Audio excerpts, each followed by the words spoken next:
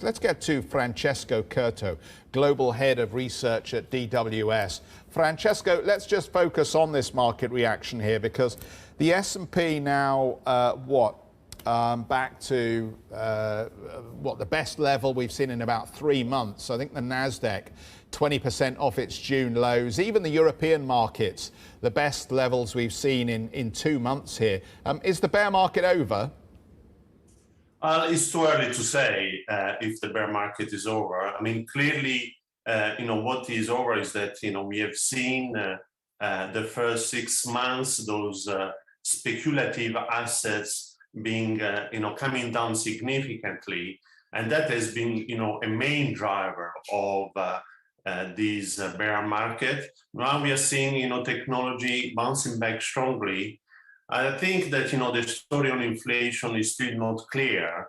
And when we do fundamental analysis on the outlook of inflation, we think that, we may struggle to go back to that 2% number that will put a pause on interest rate hikes.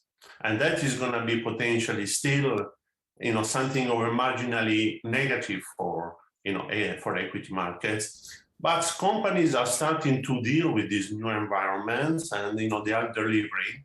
So, this is going to be the fight between inflation possibly being higher going forward than what many people expect, and companies' ability to live in these new environments. So we're still relatively cautious on equity markets at the moment. Yeah, that's interesting. And I mean, nothing about this period has been normal, which is why it all seems so difficult to actually forecast what unfolds next in equity markets. But I mean, can we not say here that maybe the Fed was right, it just got its time frame wrong, that headline inflation is transitory and perhaps it's not as sticky at the core level as many of the bears thought? I mean, if you look at inflation over the last 40 years, actually, one of the main components of the very low inflation that we've seen has been the number of durable goods. And there the story has been, to a large extent, globalization.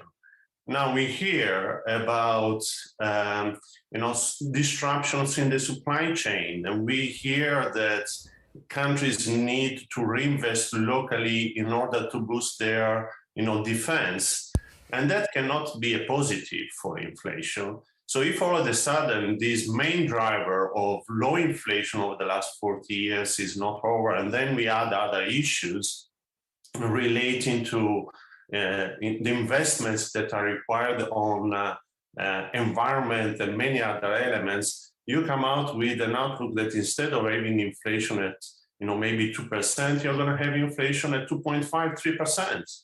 And that 100 basis points is a number that we may needs further tightening from the Fed. But this is something that's going to play out in the next few years. It's not an event that is happening in the next quarter or so.